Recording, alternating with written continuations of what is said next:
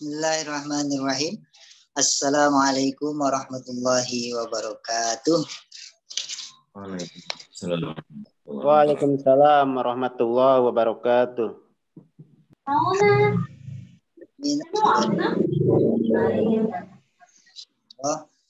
Rabbi shrah li sadri wa yassir li amri wahlul 'uqdatam min lisani yafqahu qawli. Rabbi zidni 'ilman warzuqna fahman. Alhamdulillah, di sore hari ini kita bisa bertemu kembali di acara Bedah Kafah edisi 2 Safar 1443 Hijriah, ya, di awal tahun baru Hijriah bertepatan bulan September ya 2021 Miladiah.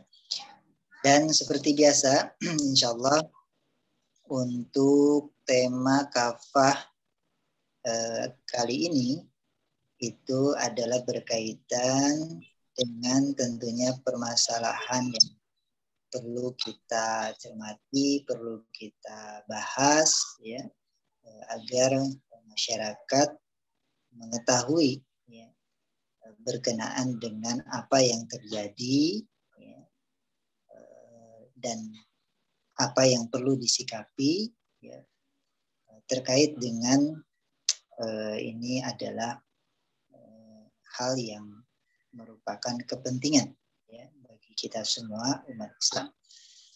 Dan untuk tema buletin dakwah kafah kali ini itu mengambil tema atau berjudul berharap keadilan hanya pada syariat Islam. Ya. Nanti di dalam buletin kafah kali ini itu membahas tentang bagaimana sistem ya, peradilan hukum, peradilan di negeri ini, realitasnya dan kemudian bagaimana pelaksanaannya, pembuatannya dan lain sebagainya. Kemudian juga bagaimana Islam memberikan pandangan ya, terkait dengan hal tersebut, bagaimana Islam memberikan solusi ya, terhadap hal ini. Baik, alhamdulillah untuk pembahasan bedah kafah kesempatan sore hari ini, insyaallah akan membahas adalah Ustaz Dr. Atim, dan telah hadir di tengah-tengah kita. Dan seperti biasa nanti kalau ada pertanyaan silakan bisa secara langsung atau melalui chat ya, nanti kita akan bahas ya. Baik, untuk itu kita mulai saja, langsung saja kepada silakan Zat. Alhamdulillah. Bismillahirrahmanirrahim. Ya, matur suwun Ustaz. Bismillahirrahmanirrahim. Assalamualaikum warahmatullahi wabarakatuh. Assalamualaikum. Waalaikumsalam warahmatullahi wabarakatuh. Alhamdulillahirabbil alamin. Allahumma shalli wa sallim ala sayyidina Muhammadin wa ala alihi wa ashabihi wa man tabi'ahum bi ihsanin ila yaumiddin.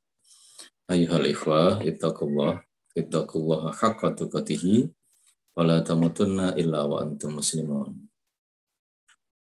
Ikhwah sekalian, saudara-saudara dirahmati Allah Subhanahu wa taala, saya mengajak kepada kita semua untuk memulai, mohon pertolongan kepada Allah, memulai acara ini dengan membaca Ummul Kitab, berharap keberkahan dari Ummul Kitab ini ya, diberikan oleh Allah kepada kita semua. Oke. Mari kita mulai bibarakatil Ummul Kitab. Al-Fatihah. A'udzubillahi minasyaitonirrajim. Bismillahirrahmanirrahim. Alhamdulillahirabbil alamin arrahmanirrahim maliki yaumiddin. Iyyaka na'budu wa iyyaka nasta'in ihdinas siratal mustaqim Siratal ladzina an'amta 'alaihim ghairil maghdubi 'alaihim waladdallin. Amin. Baik. Terima kasih kepada Ustadz Abu yang telah memberikan kesempatan kepada saya untuk berbagi dengan panjenengan semua. Terima kasih kepada guru kita semua, Ustadz Deni. Dan terima kasih kepada panjenengan semua yang bersabar mengikuti acara ini. Insya Allah sampai nanti jam 5:30 biasanya. Insya Allah. Baik. Saya harapkan setidaknya sudah pernah membaca sedikit atau banyak buletin yang beredar kemarin ya, hari Jumat. Ya. Saya hanya akan mengulas sedikit saja. Ya. Dari judulnya itu kan sudah sangat indah ya. Dari judulnya sudah sangat indah, yaitu berharap keadilan pada syariat Islam. Jadi memang kita tidak mencela orang lain, enggak. Ya. Judul itu sudah jelas sekali menunjukkan adab yang sangat tinggi. Ya. Kita mendapati judul itu adalah seperti itu. Itu menunjukkan orang yang nulis, yang memberi judul itu orang yang beradab, yang sangat tinggi. Ya. Berharap keadilan hanya dari syariat Islam. Artinya kita hanya berharap pada syariat Allah saja bisa muncul keadilan. Gitu. Ya. Mari kita lihat ya beberapa ayat. Ya, beberapa ayat dan beberapa fakta nanti. Ya. Gitu. Ketika Allah Subhanahu wa Ta'ala berfirman ya dalam surat An-Nisa, ayat 58 ya. Om Rudi monitor. Ya. Nah, ini penjelasan atas pertanyaan Om Rudi. Ya, tentang surat An-Nisa ayat 58. Oh ya, salah satunya. Ya. Ini saya akan jawab lebih luas insya Allah. Okay. Saya bacakan. A'udzubillahi minasyaitonir rajim. Bismillahirrahmanirrahim. Innallaha ya'murukum an tu'addul amanati ila ahliha wa idza hakamtum bainan nasi tahkumu bil adli. Nah, ada kalimat bil adli. Ya. Innallaha ni'ma ya'idukum bih. Innallaha kana sami'an basira. Saya bacakan artinya. Ya. Innallaha ya'murukum. Ya, sesungguhnya Allah menyuruh kalian semua. Ya. Antu'addul amanati. Ya. Menyampaikan amanat. Ya. Ila ahliha. Kepada orang yang berhak atau orang yang ahli di bidangnya. Wa idza hakamtu. Ya. Dan apabila kamu menetapkan hukum ya, bainan nas di antara manusia, ya, antahkumu bil adli. Nah, di sini muncul perintah Allah. Ya. Hendaknya kamu menetapkannya dengan adil. Nah, ini surat An-Nisa 58. Ya. Perintah Allah untuk menghukumi di antara manusia itu dengan adil. Gitu. Ya. Innallaha ni'ma ya'idzukum bih. Innallaha kana sami'an basira. Sesungguhnya ya, Allah sebaik-baik yang memberi pelajaran kepadamu. Sesungguhnya Allah Maha mendengar lagi Maha melihat. Nah, ini surat An-Nisa ayat 58 berisi tentang perintah Allah untuk menyampaikan amanah kepada ahlinya dan perintah Allah untuk menghukumi di antara manusia itu dengan adil. Gitu. Dan Allah memberikan peringatan di ujung ayat ini tadi ya. Innallaha kana sami'an basira. Sesungguhnya Allah Maha mendengar loh. Allah Maha melihat loh. Nah, kalau bahasa saya kan begitu, bahasa kita manusia. Nah, Allah Maha melihat loh. Kalau kamu nggak berbuat adil, itu Allah melihat. Nah, gitu. Ya. Mudah-mudahan bisa dipahami sekilas, ya, sekilas dari pembacaan surat An-Nisa ayat 58 ini. Ya. Baik. Langsung saya pada poin poin adilnya, ya, adilnya sesuai dengan tema kita hari ini. Poin amanahnya sudah saya bahas di rekaman apa kemarin itu Om Rudi, ya, rekaman apa di grup belajar Bulughul Maram, ya. Sekarang saya mau masuk pada poin adilnya, ya. Gitu, ya. Gini.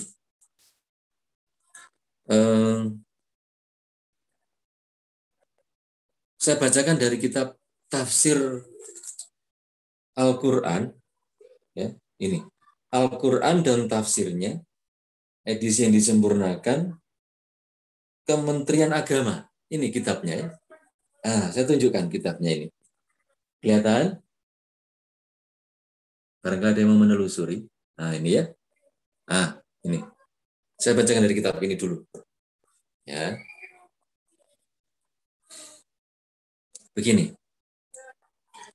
Amanah Allah terhadap hambanya yang harus dilaksanakan antara lain melakukan apa yang diperintahkannya dan menjauhi larangannya. Semua nikmat Allah berupa apa saja hendaklah kita manfaatkan untuk takarrub atau mendekatkan diri kepadanya. Saya lanjutkan. Kita bicara masalah amanah sedikit tadi itu, ya.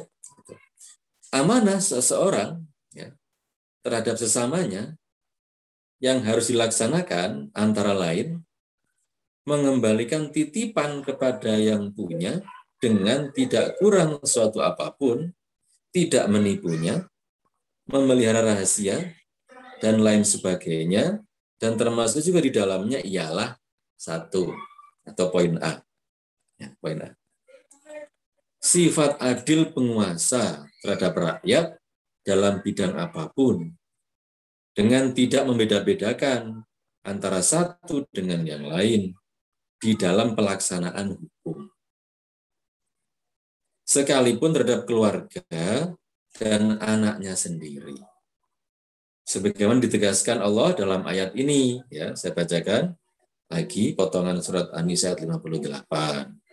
Wa idza hakamtum bainan nasi antahkumu bil adli.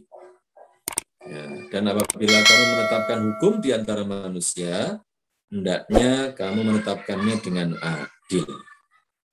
Gitu. Dalam hal ini, cukuplah Nabi Muhammad SAW jadi contoh. Dalam satu pernyataan beliau, ya, hadis beliau yang sudah sangat masyhur, ya, beliau pernah bersabda begini, lau sarakot, ya, ini nggak main-main ini Rasulullah, ya, pengandaiannya nggak main-main. Ya. Lau sarakot Fatimatu bintu Muhammadin laqata'tu yadaha. Lau, seandainya, andai saja, andai kata, sarokot, mencuri, ya. Siapa yang mencuri? Fatimah. Wanita bernama Fatimah. Ya. Bintu Muhammadin, anak perempuannya Muhammad. Ya. Berarti kan anaknya beliau sendiri, anak Nabi sendiri. Laqata'tu, maka benar-benar aku akan memotong. Jadi, yadaha, tangannya, tangan Fatimah itu. Nah, di sini diriwayatkan oleh, ya, rawahu asy-syaikhan, diriwayatkan oleh dua orang syekh, yaitu biasanya kalau menggunakan asy-syaikhan begini, dua orang syekh adalah imam hadis yang dua orang itu, yaitu Imam Bukhari dan Imam Muslim. Gitu. An Aisyah, dari jalur Aisyah radhiyallahu anha. Gitu ya. Nah, ini pelajaran. Nah, pelajaran yang penting dalam rangka memahami perintah Allah dalam syariat Islam ini ya, untuk berbuat adil. Sudah saya ambilkan dalil Quran 1, dalil hadis 1. Nah, sebelum saya melanjutkan pembahasan ini, saya ingin memberikan gambaran saja. Nah, kebetulan ada Ustadz Dian, ada Agung Waluyo, ada banyak orang di sini yang punya anak perempuan. Nah, ada Ustadz Denny juga punya anak perempuan, saya tahu. Saya nggak tahu Om Rudi ini punya anak perempuan atau tidak. Ya. Nah, ada 2 tadi. Mari kita punya 2 anak perempuan. Ustadz Denny juga punya anak perempuan juga. Mari kita sekarang berkaca pada diri sendiri. Ya, ini bicara Ghorisatun Nau. Ya, saya antarkan pada pemahaman supaya memahami betapa Ghorisatun Nau, ya, seorang ayah, ya, rasa cinta seorang ayah kepada anaknya, terutama anak perempuan, itu biasanya lebih besar daripada anak laki-laki. Tolong saya dikonfirmasi. Tolong saya disalahkan kalau salah. Kalau benar tolong didukung. Benar nggak kira-kira? Saya mau jawaban langsung saja. Sepakatan.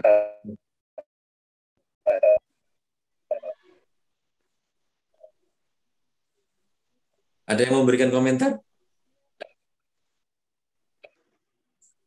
Iya, sama tadi. Saya juga rasain itu. Nah, terima kasih. Mbah Waloyo terus pundi?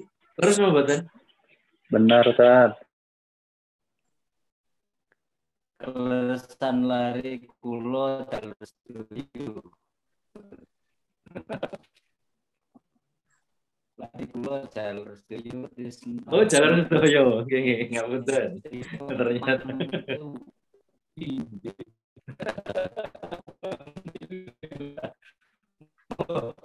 Oke, sama-sama. Terus, oke.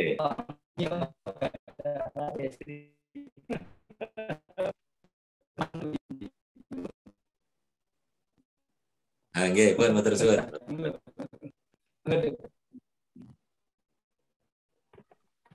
Siapa yang punya anak perempuan lagi? Ustaz Dian, saya nunggu komentarnya. Gimana? Apakah betul? Sepakat, Ustaz, sepakat. Nah, gitu. Oke, sudah cukup ya. Saya sengaja ini mengantarkan pada pemahaman awal Ghorisatun Nau, ya, rasa cinta seorang ayah kepada anak perempuannya itu biasanya lebih besar daripada anak laki-lakinya. Nah, di sini Nabi Muhammad SAW memberikan gambaran, ya, memberikan gambaran dalam sebuah hadisnya. Ya, ini hadis qaul, pernyataan beliau sendiri. Ya, berarti sangat kuat ini. Ya. Dengan kalimat lau sarokot. Ya. Seandainya perempuan mencuri, dan itu adalah Fatimah. Fatimah nggak cukup berhenti sampai Fatimah saja, tapi Rasulullah menyampaikan Fatimah bintu Muhammadin, anaknya Muhammad, berarti anaknya sendiri. Nah, seandainya, betapa ini Rasulullah mengajarkan kepada kita semua, ya, dalam berbuat adil itu tidak boleh kalah dengan Ghorisatun Nau. Ya, tidak boleh kalah dengan dorongan kasih sayang kepada anak perempuannya. Gitu. Lakotok yadah, maka akan aku potong sendiri, ya, tangannya, tangan Fatimah itu. Nah, kebayang ya, inilah pelajaran penting, ya, seandainya seorang yang megang kekuasaan, ya, kemudian mendapati anaknya, ya, melakukan perbuatan yang melanggar hukum, maka tidak segan-segan untuk menghukumnya. Ini pelajaran Rasulullah yang sangat masyhur sebenarnya. Saya kira orang Islam semuanya pada tahu hadis ini. Ya. Baik. Dan ini nggak perlu diragukan lagi karena yang meriwayatkan 2 orang syekh Imam hadis, yaitu Imam Bukhari dan Imam Muslim. Kita tahu ya bahwa semua ulama, ya, jumhur bukan semua, jumhur ulama itu sepakat bahwa kitab yang paling sahih setelah Al-Quran itu adalah kitab hadis Sahih Bukhari, kemudian kitab hadis Sahih Muslim.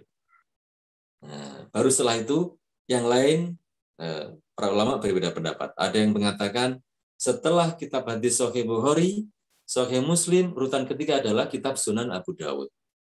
Nah, kemudian kitab berikutnya Sunan Tirmidzi, kemudian Sunan Nasai, baru kemudian kitab Sunan Ibnu Majah. Nah, ini level 4 sampai 6 ini dalam Kutubus Sittah, kitab yang 6 tadi. Itu para ulama berbeda pendapat. Tetapi kalau untuk level 1 dan 2 itu secara umum sepakat. Ya, secara umum sepakat. Jumhur ulama sepakat. Seperti itu. Ya. Baik, saya teruskan kembali supaya paham betul, ya. Itu gambarannya. Ajaran Rasulullah, syariat Islam tentang berbuat adil dalam Islam ini, ya. Baik, saya teruskan kembali. Poin kedua, ya. Sifat adil bagi seorang ulama. Nah, ini, ya. Nah, yaitu orang yang berilmu pengetahuan terhadap orang yang awam.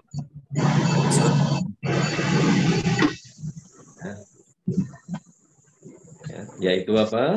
Seperti menanamkan di mereka akidah yang benar, membimbingnya kepada amal yang bermanfaat baginya di dunia dan di akhirat. Kemudian memberikan pendidikan yang baik, menganjurkan usaha yang halal, memberikan nasihat-nasihat yang menambah kuat imannya, menyelamatkan dari perbuatan dosa dan maksiat, membangkitkan semangat untuk berbuat baik, dan melakukan kebajikan, mengeluarkan fatwa yang berguna dan bermanfaat di dalam melaksanakan syariat dan ketentuan Allah. Ini penting saya sampaikan, karena akhir-akhir ini ada sebagian kecil, ya, beberapa orang lah gitu, yang katanya bergelar ulama, tapi kok sayang, ya sayang sekali yang disampaikan itu kok kayaknya kurang bermanfaat. Gitu, ya. Bahkan cenderung banyak berselisih, ya, dengan ulama-ulama yang lain. Bahkan ada yang cenderung kalau mengajarkan ilmu kepada kita orang awam ini, ya, mohon maaf, kadang memecah belah, membuat kerukunan itu jadi terganggu. Nah, gitu. Ada sebagian orang. Ya, makanya penting saya sampaikan di sini, ya, keadilan bagi seorang ulama itu, ya, adalah satu, ya, menanamkan ke dalam hati, ya, orang yang diajari itu adalah akidah yang benar dan membimbingnya kepada amal yang bermanfaat di dunia dan di akhirat. Ya, memberikan pendidikan yang baik, menganjurkan usaha yang halal, memberikan nasihat-nasihat yang menambah kuat imannya, menyelamatkan dari perbuatan dosa dan maksiat,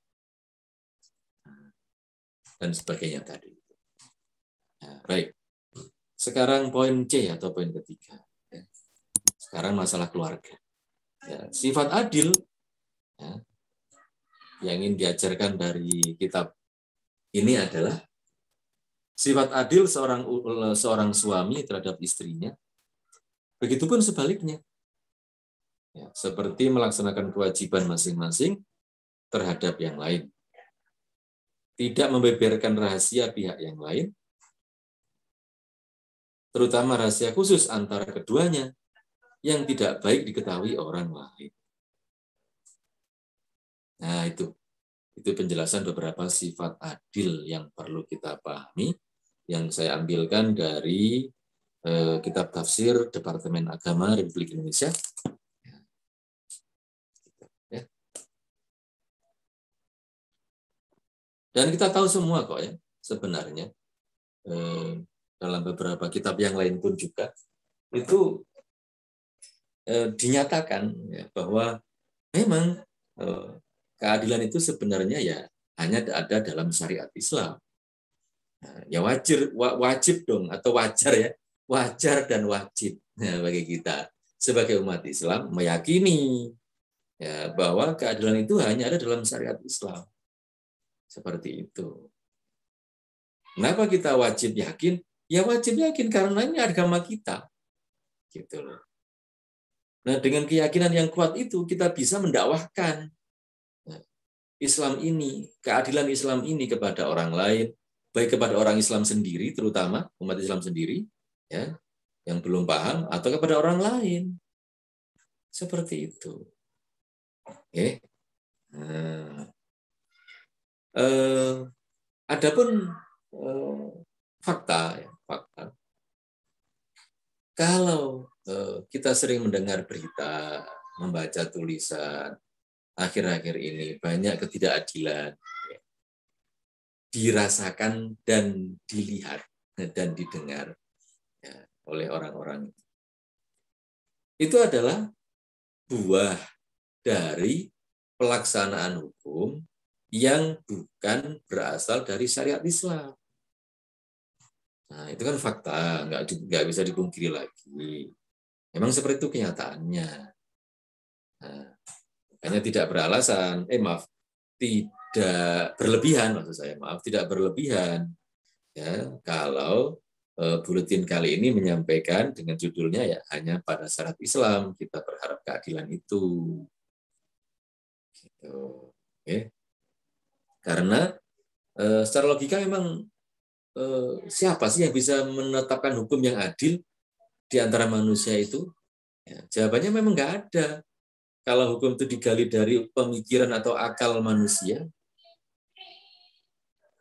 maka tidak mungkin bisa adil. Karena akal kita sangat terbatas. Ya, sangat terbatas. Akal kita terbatas. Kemudian manusia juga dipenuhi dengan ghoriza. Dipenuhi dengan hajatul udhawiyah. Ya. Dipenuhi dengan kepentingan-kepentingan. Nah, sehingga sulit bagi kita untuk melepaskan diri dari unsur-unsur tadi itu. Ya, akal yang tidak kuat misalnya. Atau sekuat-kuatnya akal juga ada keterbatasan. Nah, banyak hal yang nggak bisa dijangkau oleh akal kita. Kemudian ghoriza dan hajatul udhawiyah. Nah, kalau bahasa singkatnya itu ya banyak kepentingan di antara kepentingan-kepentingan kita ini. Nah, sehingga sulit bagi manusia kalau diserai tugas untuk memutuskan hukum yang adil secara sendiriannya dari kemampuannya sendiri itu sulit, menurut saya memang sulit. Maka dari itu harus bersandar kepada hukum Allah Subhanahu wa taala.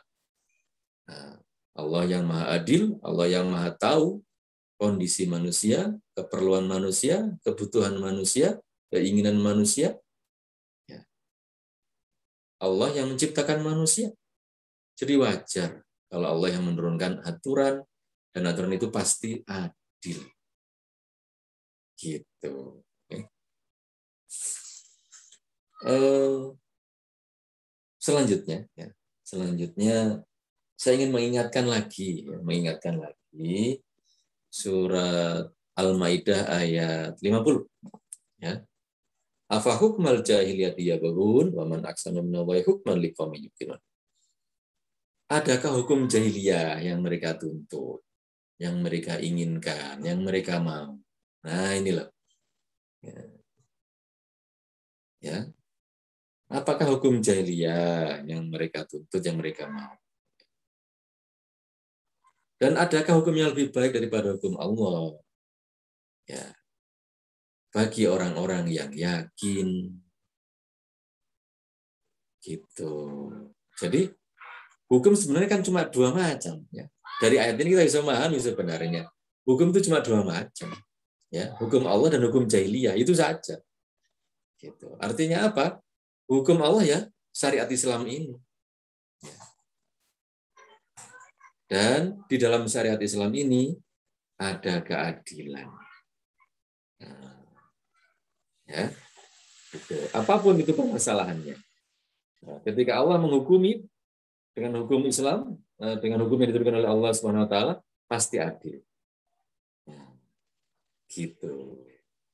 Nanti masalah contoh-contoh kasus bisa dibahas di masalah diskusi. Masih banyak waktu dan banyak contoh yang bisa kita bahas. Saya kira itu dulu. Sudah mungkin sekitar 25 menit saya menyampaikan. Saya kembalikan kepada Ustadz Denny. Mangga Ustadz Denny. Baik, alhamdulillah. Saya sampaikan bagaimana gambaran filosofi terkait dengan apa yang menjadi alasan ya secara hakiki mengapa manusia itu tidak layak untuk mengambil hak Allah di dalam pembuatan hukum ini didasarkan hal tadi ya, bahwa manusia ini makhluk Allah dan tentunya syarat akan kelemahan tadi ya. Dan inilah yang harus kita pahami bahwa apa yang Allah berikan berupa potensi dan garis tadi dan juga akal ya itu adalah semata merupakan hal yang tentunya patut kita renungkan bahwa ini adalah apa yang Allah berikan ya, semata dalam rangka manusia ini bisa melaksanakan apa yang telah Allah titahkan ya. Baik, nah tadi dijelaskan panjang lebar bagaimana berkenaan dengan hal ini. Hadirin rahimakumullah. Baik, kami persilahkan barangkali kalau ada yang akan ditanyakan ya, terkait dengan tema kita kali ini, maka disampaikan saja.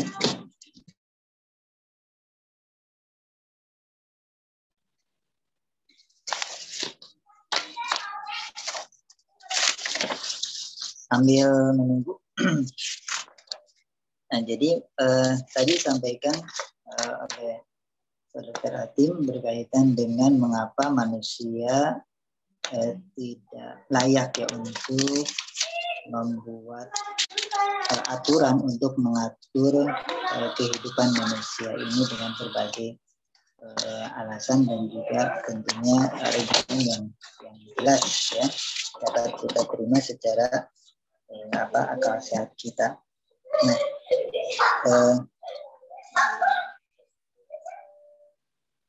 mengapa seringkali produk hukum yang sengaja dibuat oleh manusia ini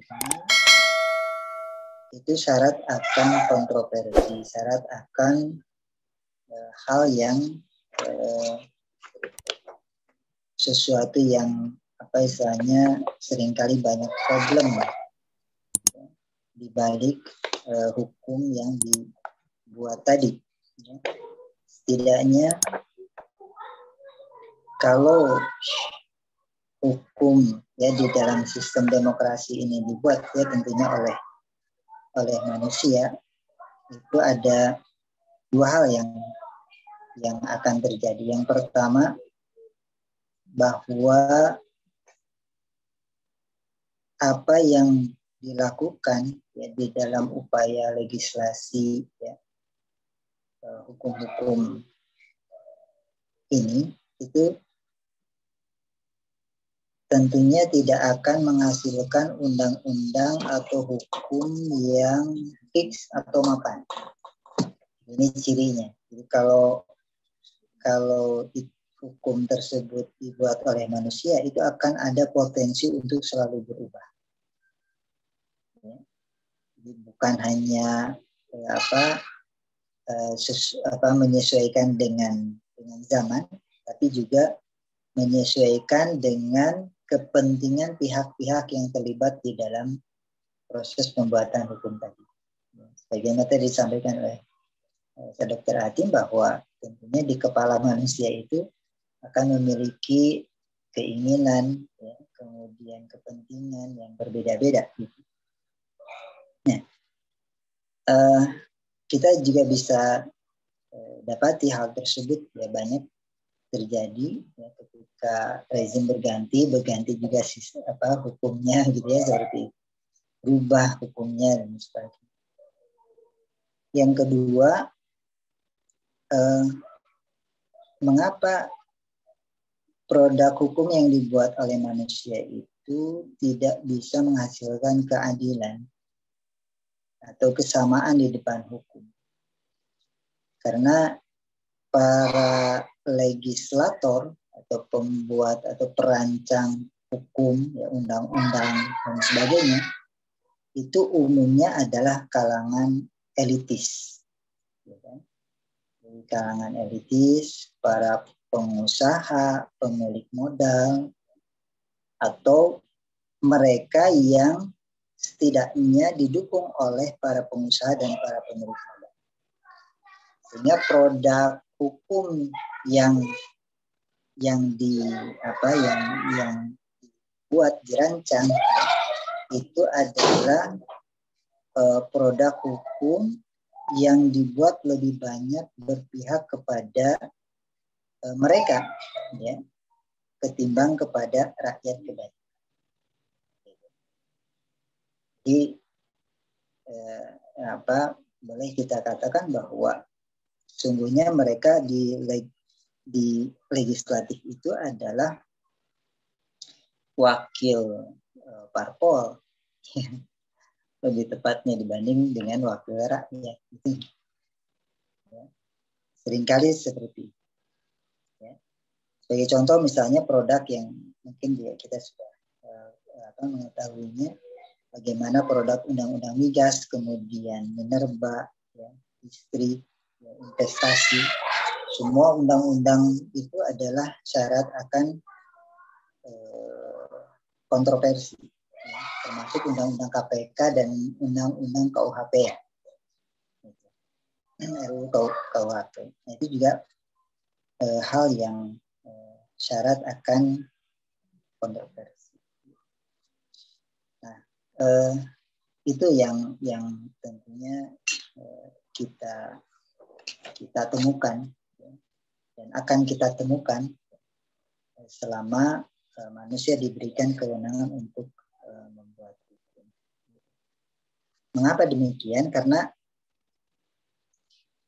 kalau manusia itu diberikan hak untuk membuat hukum, maka sumber yang digunakan oleh manusia itu adalah akalnya. Kemudian standarnya itu adalah, atau asasnya itu adalah manfaat. Jadi itu aja. Jadi kalau setiap produk hukum yang dibuat oleh manusia mesti sumbernya itu akal manusia. Ya, akal manusia. Nah, kalau standarnya ya standar manfaat, ya ada lagi. Nah, bagaimana dengan Islam? Ya, apakah di dalam Islam juga memungkinkan hal itu terjadi? Contoh misalnya terkait dengan apakah legislasi dalam Islam itu mampu menjamin kebaikan, kebenaran, keadilan, dan berpihak pada seluruh rakyatnya, gitu ya. Tadi sampaikan ya, bahwa di dalam Islam ya, hukum itu berasal dari yang maha adil. Tentunya kita tidak akan ragukan bahwa hukum Islam itu pasti adil, gitu ya, seperti itu. Nah, namun kita juga mengetahui bahwa di dalam Islam juga banyak terdapat mazhab yang berbeda-beda. Nah, apakah memungkinkan ya, produk hukumnya itu atau hasil ya, pendapat dari mazhab-mazhab ini berbeda, ya, seperti itu. Jadi memang benar ya, hal itu mungkin saja ya, perbedaan pendapat itu terjadi. Namun bukan berarti berbeda pada semua hal. Ya. Jadi dalam semua hukum berbeda, gitu ya, masing-masing mazhab. Tidak demikian. Ya. Jadi ada hukum-hukum yang kemudian semua sepakat. Mengapa? Karena itu disebabkan didasarkan pada dalil-dalil yang qat'i, ya. Baik subut maupun dalalahnya, ataupun penunjukan. Nah, itu terjadi pada Al-Quran dan hadis mutawatir, ya, yang hanya menghasilkan satu makna. Nah, ini semua sepakat. Contoh misalnya, wa ahallallahu al-bai'a wa harrama riba, dan salah satu firman Allah. Nah, itu semua sepakat. Tidak ada makna yang lain. Tapi ada juga yang kemudian memungkinkan hal itu berbeda. Jadi intinya kalau ada nasnya jelas, qat'i, ya, maka ada ungkapan la ijtihada finnas. Jadi tidak ada ijtihad dalam nas. Nah, namun ketika hal tersebut itu ada kemungkinan berbeda. Contoh misalnya dalam aulamastum, ya, dalam Al-Quran. Nah, ini sebagian fuqaha memahami dengan makna hakiki, sebagiannya lagi kemudian memaknai sebagai makna majazi. Nah, disinilah kemudian medan ijtihad, ya, peluangnya itu terjadi ikhtilaf sangat tinggi. Nah, kemudian kalau berbeda seperti itu, ya, kemudian hukum yang mana yang harus diterapkan, kayak gitu ya? Hukum yang mana yang harus diterapkan? Maka disinilah fungsi, ya, dan kewenangan khalifah untuk dapat melakukan tabani, melakukan adopsi, ya, memilih salah satu hukum hasil ijtihad, ya, baik itu ijtihad dia sendiri, ya, beliau sendiri seorang khalifah, jika beliau memang seorang mujtahid, atau hasil ijtihad mujtahid yang lain. Dan dasar dari pemilihan ijtihadnya tadi itu adalah didasarkan kepada kuwatul dalil, atau kekuatan dalil. Ya. Jadi dalil mana yang lebih kuat itu yang diambil. Nah, ketika sudah ditabani oleh khalifah, maka hukum tersebut itu harus ditaati oleh seluruh rakyat. Ya. Karena ini didasarkan kepada kaidah amrul imam yarfa'ul khilaf. Jadi perintah imam atau khalifah itu menghilangkan perbedaan. Atau kemudian ada kaidah yang lain, amrul imam nafizun zahiran wa batin. Perintah imam itu wajib dilaksanakan baik dalam keadaan ramai maupun sepi, zahiran wa batin. Nah, kemudian pertanyaan berikutnya, kalau begitu di mana letak aspirasi masyarakat terkait dengan hal ini? Kalau misalnya yang ditetapkan oleh khalifah itu berbeda dengan aspirasi masyarakat. Misalnya, ini kan dalam tataran konteks yang ijtihadi, ya. Nah, maka di dalam Islam rakyat itu dipersilakan untuk menyampaikan pendapat hukum yang dianggap memiliki dalil yang lebih kuat. Ya, seperti itu. Nah, ketika seorang khalifah mendapati ada, ya, pendapat yang lebih kuat, ya, berdasarkan kuatul dalil yang harusnya dipilih, ya, itu maka seorang khalifah itu memungkinkan akan mengubah hukum yang diataskan. Tetapi mungkin juga tetap pada pendapatnya.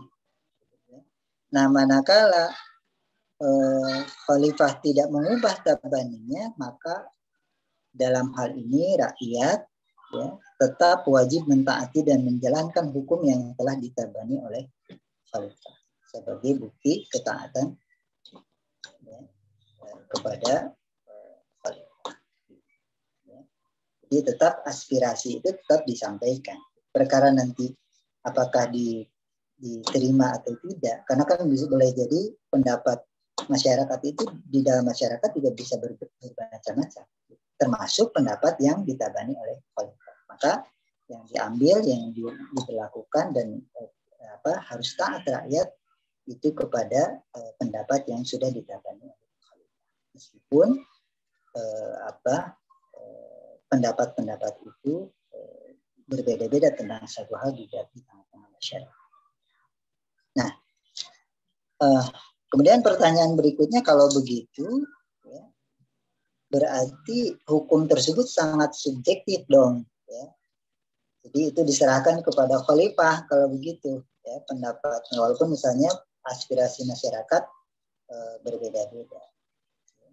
Nah, dalam hal ini, subjektif dalam pengertian hukum mana yang dianggap didasarkan kepada suatu dalil, ya, diserahkan kepada khalifah, benar. Jadi dalam hal ini subjektif khalifah yang menentukan, karena seorang khalifah harus menentukan yang mana yang mau diambil. Kan? Dari sisi ini ya memang subjektif. Ya. Namun ya harus dicatat bahwa seorang khalifah juga dia wajib taat kepada Allah dan Rasul.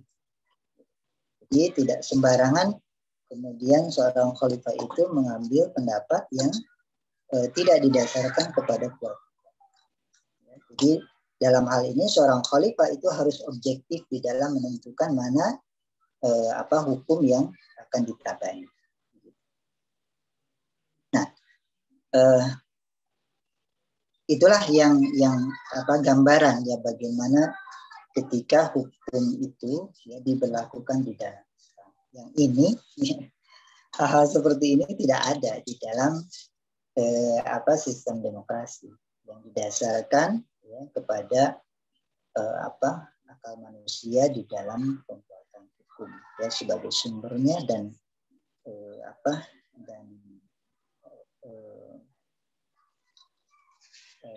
dan azas ya, atau standar ya, yang diberlakukan itu adalah hanya asas sementara dalam Islam tidak demikian. Allahu a'lam bishawab. Baik. Bilih ayani badai didikan. Ada yang mau menambahkan atau ada yang mau ditanyakan? Kami persilakan.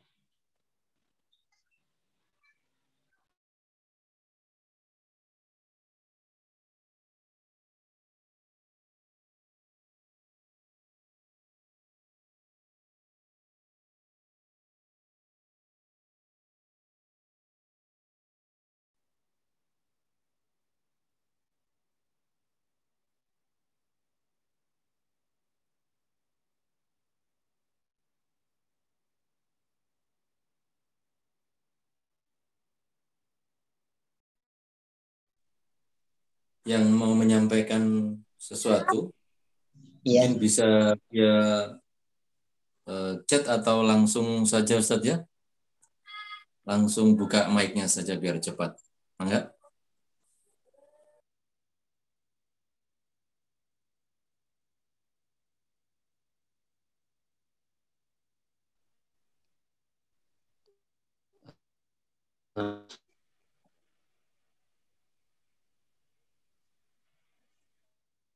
Halo? Silakan, Dad. Ya, tadi ya berdasarkan apa ya diskusi di apa ya di teman-teman gitu ya di masyarakat ketika mengarah ke pembahasan antara demokrasi dan Islam sepanjang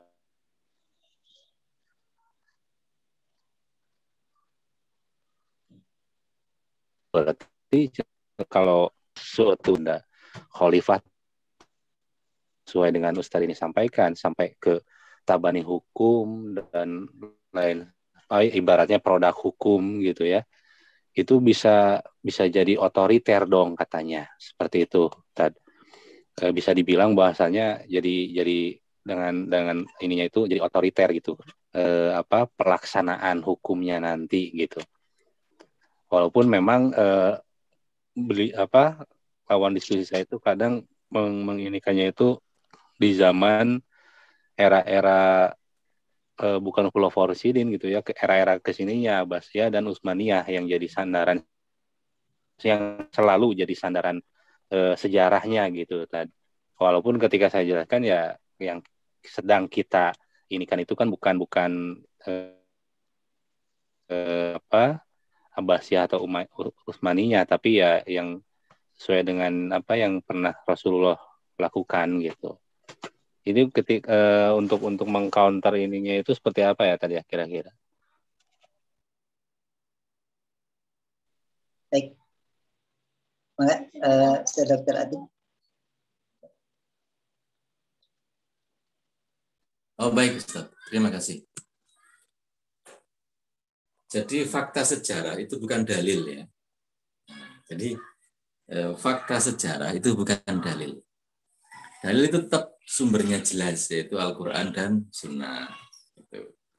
Perintah untuk melaksanakan berbuat adil, ya, untuk menghukumi manusia dengan adil, itu jelas perintah dari Al-Quran dan Sunnah. Nah, jadi itu yang kita jadi sandaran. Adapun ketika pada masa-masa tertentu di zaman kekhilafahan Islam ada satu titik sejarah itu di mana ada ketidakadilan, itu adalah bukan dalil tapi itu fakta yang harus diadili gitu loh maksud saya ya. Itu harus disikapi maksudnya gitu. Bahwa memang diakui ada pernah terjadi penyimpangan. Nah, dalam fakta sejarah itu memang pernah ada penyimpangan dalam pelaksanaan hukum-hukum Islam. Tetapi tidak banyak. Gitu loh. Tidak banyak itu artinya gimana? Dibandingkan dengan masa-masa bukan diterapkannya syariat Islam. Gitu. Ya. Kalau sekarang nggak terhitung. Itu ya, susah menghitung. Sekarang hitungnya itu per jam terjadi sekian kasus. Atau per menit malahan. Ya. Per menit terjadi sekian kasus. Gitu. Dan nggak kehitung deh pokoknya. Nah, itu ya. Misal ada orang yang mengatakan tadi pernyataan informasi dari Om Rudi tadi itu akan terjadi otoriter bagi seorang khalifah.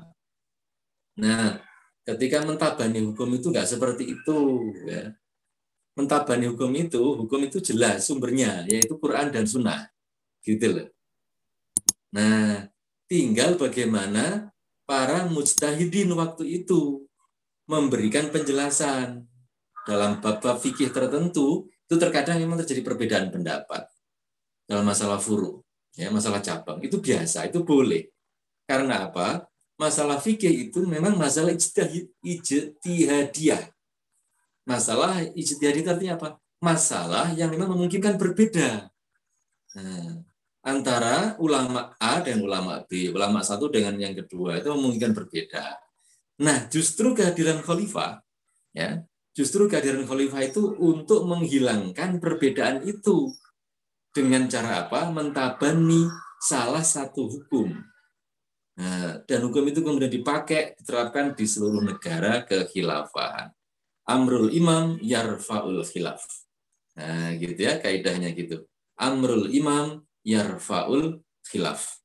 Ya, perintah seorang imam ya, akan mengangkat atau menghilangkan perbedaan gitu. Jadi kaum muslimin lebih enak sebenarnya, nggak bingung gitu loh, nggak akan bingung terhadap suatu permasalahan yang misalnya berbeda gitu. Kemudian khalifah menetapkan ini harus ditetapkan ini. Kalau enggak nanti umat Islam pada bingung di negara ini. Nah, gitu loh peran khalifah itu. Ya. Di situ peran khalifah. Misal saya kasih contoh ya. Khalifah menyadari ya bahwa negara yang luas ya akan menimbulkan perbedaan pendapat dalam hal contoh yang sangat riskan itu adalah awal akhir Ramadan. Gitu. Maka khalifah menetapkan ya setelah punya bukti ini yang lengkap didukung oleh fakta yang sangat lengkap, maka khalifah menetapkan 1 Ramadan jatuh pada hari ini. Bukan besok, misal begitu. Segera diumumkan, seret gitu. Nah, karena amrul imam yarfa'ul khilaf, ya, perintah imam itu menghilangkan perbedaan, maka umat Islam di negeri itu santai, enak, nggak bingung. Bersamaan waktu mengawalinya Ramadan, mudah sekali. Di situ. Kemudian misalnya terjadi perbedaan pendapat, ya, misal antara yang berpendapat talak, nah itu 3 kali, ya 3 kali, 3 tahap. Nah, atau talak 3 kali itu ya bisa cuma 1 kali. Ya. Kemudian khalifah menetapkan yang diambil yang salah satu ini. Ya sudah, selesai masalah. Nah, umat Islam nggak bingung lagi dalam memakai talak ini yang gimana. Nah, dalam memahami talak ini yang gimana. Sehingga kalau ada orang terjadi talak suami istri, maka dihukumi dengan cara yang sudah ditetapkan oleh khalifah. Itulah fungsi tabanni. Ya, gitu. Nah, saya kira itu Ustaz. Barangkali ada tambahan Bang. Baik. Bagaimana? Saat itu alhamdulillah clear Ustaz. Jazakallah. Baik, kami persilahkan kepada Ustaz yang lain, yang akan menyampaikan ya, pandangan ataupun pertanyaan. Dipersilahkan. Masih ada cukup waktu untuk kita bisa bahas lebih jauh terkait dengan tema yang sedang kita bahas pada kesempatan sore hari.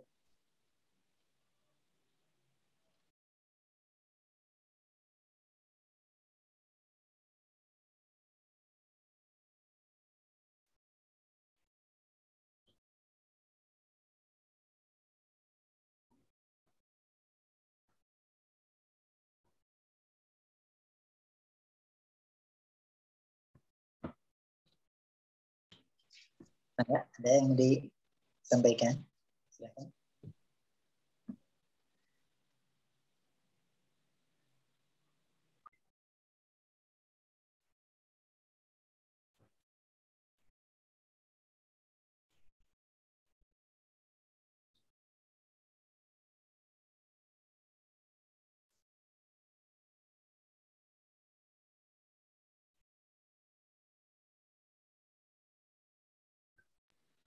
Baik, sambil menunggu, barangkali nanti ada yang mau ditanyakan. Pertanyaan selanjutnya, sebagaimana tadi itu disampaikan terkait dengan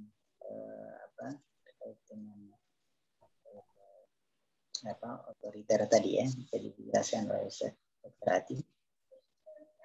Mungkin juga ada muncul pertanyaan bagaimana Islam menghadapi pluralitas ya di tengah masyarakat. Sementara hukum yang diterapkan adalah hukum Islam dan masyarakat yang ada di dalam di dalam sistem pemerintah Islam, dalam hal ini di dalam kekhilafan misalnya, itu kan tidak hanya umat Islam. Ya, ada di sana ahli zimmah, ya, kafir zimmi. Nah, bagaimana dengan hal ini? Ya. Nah, sebenarnya kalau yang dimaksud dengan pluralitas itu berbeda-beda dan bermacam-macam suku, bangsa, ras, bahasa, itu sebenarnya tidak ada permasalahan dalam Islam. Karena dulu ketika Daulah Islam pertama kali ditegakkan di Madinah pun, masyarakatnya tidak hanya kaum muslim saja, di sana ada orang-orang Yahudi, ya, yang tentunya berbeda dari sisi akidahnya, kemudian dan lain sebagainya. Nah, ini tentunya sebagai bukti bahwa ketika Islam itu diterapkan, ya, maka tidak mengganggu kebinekaan atau pluralitas yang ada di tengah masyarakat. Karena terkait dengan hukum-hukum berkaitan dengan akidah maupun ibadah, ya, itu diserahkan kepada mereka.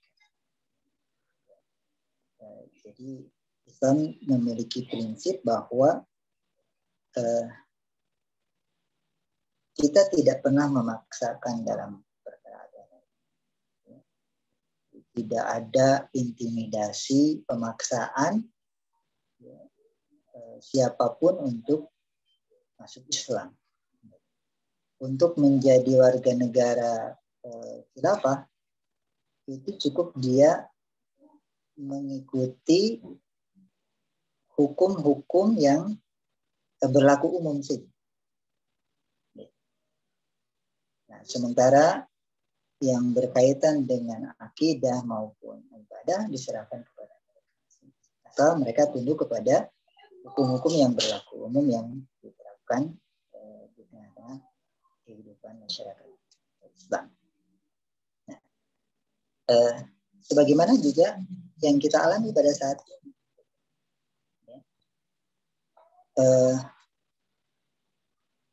kita kaum muslim, kemudian juga ada masyarakat yang lain yang beragama yang lain,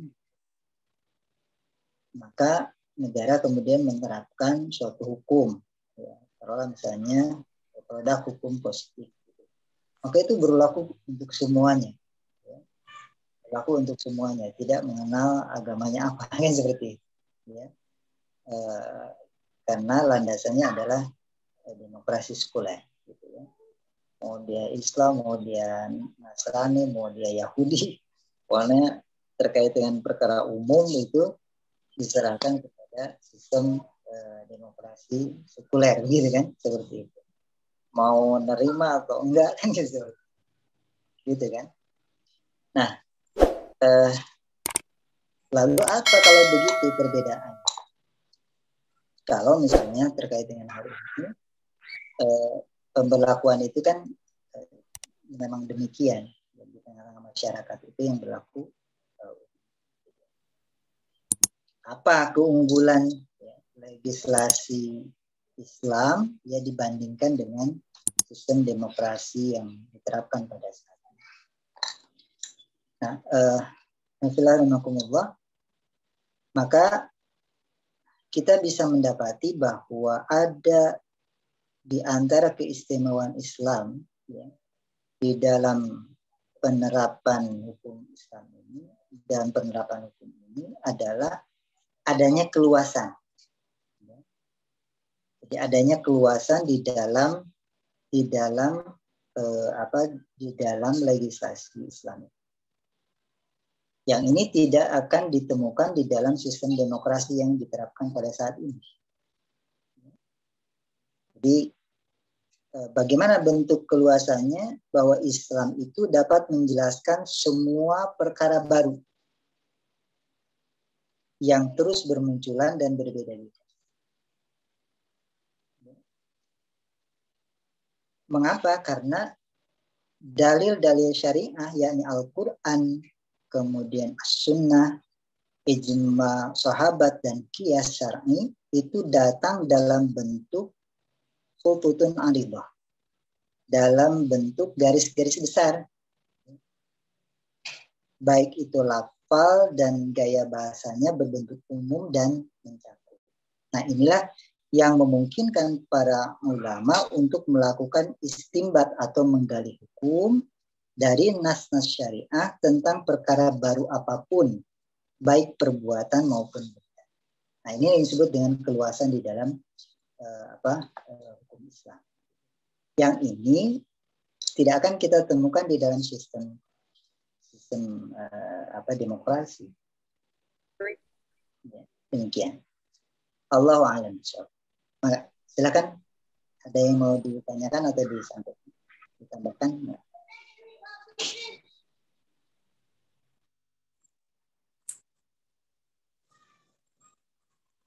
Kalau nggak ada yang bertanya lagi, saya mau membacakan cerita. Bukan cerita komik ya, bukan. Saya bacakan dari kitab Tafsir Imam Syafi'i. Memang si kitab tafsir ini tidak sepopuler kitab tafsir Ibnu Katsir. Ya.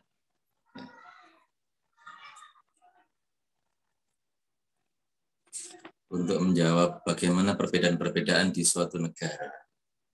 Ada yang muslim, ada yang non-muslim, gitu. Hukum yang dipakai itu apa? Gitu. Itulah pluralitas. Ingat ya? Pluralitas itu fakta, itu nggak masalah. Dimanapun masyarakat itu pasti majemuk, gitu. Ya, nggak ada satu masyarakat itu satu warna, itu nggak ada. Fakta dari dulu sampai sekarang. Pluralitas tidak sama dengan pluralisme. Nah, gitu. Ya, baik. Yang pegang Al-Quran, mangga dibuka Al-Qurannya, surat Al-Ma'idah ayat 49. Ya, Al-Ma'idah ayat 49. Saya bacakan. Nanti saya jelaskan, saya berikan penjelasan, saya bacakan dari kitab Tafsir Imam Syafi'i. A'udzubillahi minasyaitonirrajim. Bismillahirrahmanirrahim. Wa nihkum bainahum bima anzalallahu wala tattabi' ahwa'ahum wahdharhum ayyaftinuka an ba'di ma anzalallahu ilaik. Fa in tawallaw fa'lam annama yuridullahu ayyusibahum bi ba'di dzunubihim wa inna katsiran minan nasi la fasiqun. Nah, saya bacakan artinya. Hendaklah kamu memutuskan perkara di antara mereka menurut apa yang diturunkan Allah. Dan janganlah kamu mengikuti hawa nafsu mereka. Dan berhati-hatilah kamu terhadap mereka, supaya mereka tidak memalingkan kamu dari sebagian apa yang telah diturunkan Allah kepadamu. Jika mereka berpaling dari hukum yang telah diturunkan Allah, maka ketahuilah bahwa sesungguhnya Allah menghendaki akan menimpakan musibah kepada mereka disebabkan sebagian dosa-dosa mereka. Dan sesungguhnya kebanyakan manusia adalah orang-orang yang fasik. Nah, ini. Langsung pada to the point, masalah pluralitas atau kemajemukan di masyarakat. Ada yang muslim, ada yang non-muslim. Di dalam negara khilafah ada juga muslim dan ada juga non-muslim yang disebut dengan ahlu dhimmah. Ya, ahlu dhimmah. Nah, sekarang saya langsung masuk pada pembahasan atau penjelasan tentang ahlu dhimmah itu. Gimana penerapan hukum atas mereka? Ya, saya bacakan. Gini. Jika ahlu dhimmah, yaitu non-muslim yang patuh pada hukum Islam, ya, ahlu dhimmah itu termasuk dalam firman Allah gini, ya, wa anihkum bainahum, hendaklah kamu memutuskan perkara di antara mereka. Artinya sama seperti kaum muslimin, maka wali atau hakim berwenang mengklarifikasi perbuatan haram yang dilaporkan kepadanya. Apabila suami istri berpaling dan meninggalkan hakim atas perbuatan haram, maka hakim menolak keduanya, sehingga memisahkan keduanya. Ini contoh ya, ini contoh. Sebagaimana hakim menolak suami istri dari kalangan muslimin, seandainya mereka berdua berpaling dan meninggalkan hakim atas perbuatan haram, hingga dia memisahkan keduanya. Oke. Kemudian, kalau memang kurang paham dengan itu, ada lanjutannya. Ya. Imam Syafi'i rahimahullah ta'ala berkata, ya, berdasarkan keterangan para sahabat kami, ya, bersama para sahabat kami, bahwa Rasulullah SAW tinggal di Madinah. Orang-orang Yahudi juga tinggal di Madinah. Ya. Ada juga tinggal di Khaybar, di Fadak, Wadil Qura, dan Yaman. Demikian pula pada masa Abu Bakar dan pada awal pemerintahan Umar. Ya. Orang-orang Yahudi juga tinggal di Syam, di Irak, dan di Yaman, yang merupakan wilayah kekuasaan Umar bin Khattab. Ya, juga waktu itu kekuasaan Khalifah Utsman bin Affan, juga kekuasaan Ali bin Abi Thalib. Nah, gitu. Radhiyallahu anhum ajmain. Rasulullah SAW tidak pernah mengadili orang Yahudi selain putusan hukum rajam terhadap dua orang Yahudi yang terikat perjanjian damai yang berzina. Nah, mereka berdua ridho menerima putusan Rasulullah SAW. Nah, Abu Bakar, Umar, Utsman, dan Ali radhiyallahu anhum ajmain juga tidak pernah memutuskan perkara dengan hukum Islam.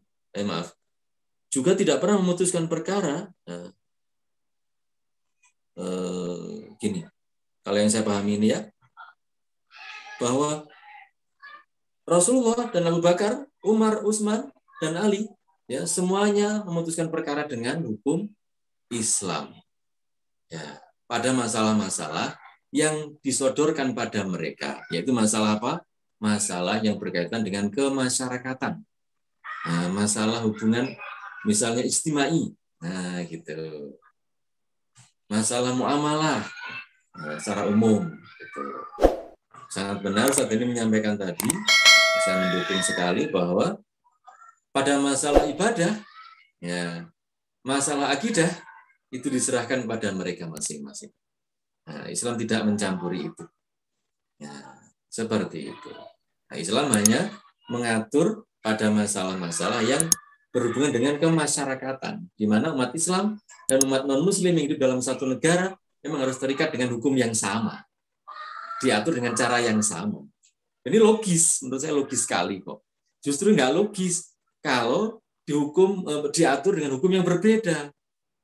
Misal masalah pembunuhan misalnya pembunuhan. Hukum Islam jelas, masalah kisos itu jelas. Ya.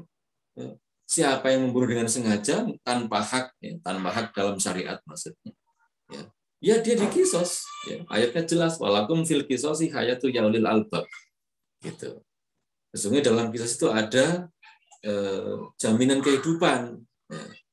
Wahai orang-orang yang berulil albab, gitu. Bagi orang-orang yang berpikir, gitu, ya. Orang-orang yang punya pengetahuan, gitu. Itu jelas. Maka siapapun diperlakukan sama, gitu. Wasariqatu faktawaitihuma. Laki-laki yang mencuri, perempuan yang mencuri, dipotong tangan keduanya, mereka itu sama-sama, nggak ada bedanya. Orang Muslim atau non Muslim. Orang yang berzina sama, ya kalau mereka terbukti ya dalam perzinahannya dihukumi sama, itu. Orang dalam bertransaksi perdagangan sama hukumnya, gitu. Tidak boleh menipu, sama orang Muslim nggak boleh menipu orang Yahudi atau sebaliknya. Orang Nasrani nggak boleh menipu orang Yahudi, sama orang Muslim juga sama, nggak boleh. Nah, dalam perdagangan sama, itulah muamalah. Nah, masalah ijtimaiyah itu sama, diperlakukan sama. Gitu saya kira. Nah, mohon maaf kalau ada yang tadi ya, mungkin kepleset ya. Saya bacakan seperti itu. Ya, mudah-mudahan bisa dipahami. Nah, intinya adalah saya sampaikan di sini, di masyarakat yang plural, yang majemuk, hukum Islam tetap diterapkan, dan hukum Islam tetap satu. Nah, karena sangat jelas ayatnya, ya. Ya. Wa anihkum bainahum bima anzalallah. Ya. Hendaklah kamu memutuskan perkara di antara mereka menurut apa yang diturunkan Allah. Jelas sekali. Ya. Wa anihkum bainahum bima anzalallah. Hendaklah kamu memutuskan perkara di antara mereka menurut apa yang diturunkan Allah. Jadi bukan menurut kemauan manusia sendiri. Nah, kalau menurut kemauan manusia sendiri, bisa berlebihan membalasnya kalau kisos. Ya. Bisa berlebihan menghukumi kalau orang itu pelaku perzinahan. Bisa berlebihan kalau menghukumi orang berlaku curang dalam perdagangan. Itu. Makanya semuanya dihukumi dengan hukum Allah supaya adil. Nah, karena di dalam hukum Allah ada jaminan keadilan. Gitu. Oke. Nah, Allahu a'lam. Ya, saya kembalikan kepada Ustaz ini. Monggo, Ustaz. Alhamdulillah. Ya, semakin jelas ya gamblang berkaitan dengan apa yang kita bahas pada kesempatan sore hari ini, bahwa kita selayaknya kaum muslim berharap hanya kepada Islam untuk mendapatkan keadilan dalam apapun. Kita meyakini bahwa hanya dari yang maha adil lah hukum itu adalah hukum adil yang bisa ditemukan di tengah manusia yang begitu beragam, begitu unik, ya, baik itu sampaikan, tetapi itu tidak ada masalah di dalam Islam. Ya, semua itu ditempatkan pada tempatnya dengan merujuk kepada apa yang sudah ditetapkan oleh Allah dan Rasulnya di dalam Al-Quran, Sunnah, dan juga tentunya berkaitan dengan dalil-dalil syariah yang menjadi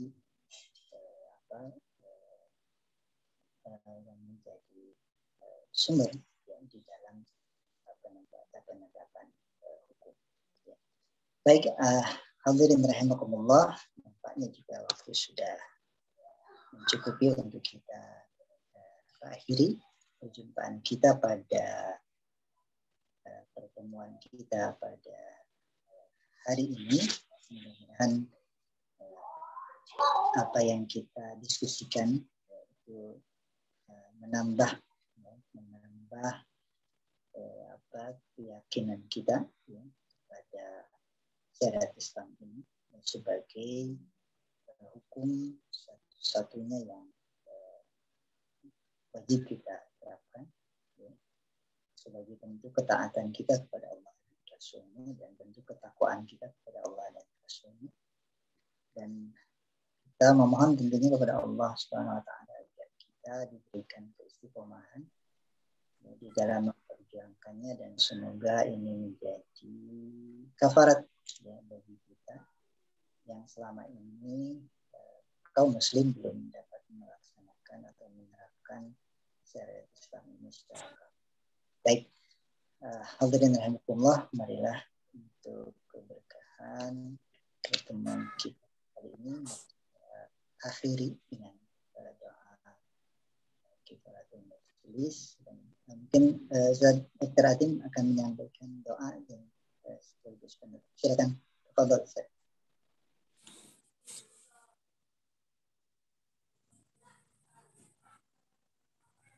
Kita baca surat Al-Asr. Kita istighfar dulu ya. Mohon ampun kepada Allah atas segala kekhilafan kita, kelemahan kita, keteledoran kita. Astaghfirullahaladzim, astaghfirullahaladzim, astaghfirullahaladzim.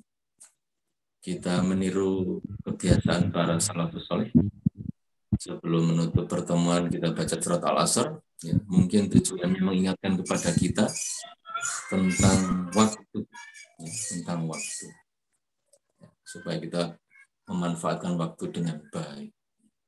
A'udzubillahi minasyaitonir rajim. Bismillahirrahmanirrahim. Wal asri innal insana lafi khusrin illal ladzina amanu wa 'amilus solihati wa tawassaw bil haqqi wa tawassaw bis sabr. Kita tutup dengan doa kafaraah majelis kalian Ustaz ya. Ya. Subhanakallahumma wa bihamdika asyhadu an la ilaha illa anta astaghfiruka wa atubu ilaik. Subhana rabbika rabbil izzati amma yasifun wa salamun alal mursalin walhamdulillahi rabbil alamin. Wassalamualaikum warahmatullahi wabarakatuh. Waalaikumsalam warahmatullahi wabarakatuh. Oke, yang pamit ya. Ya, Assalamualaikum. Ustaz ini anu dulu. Ya,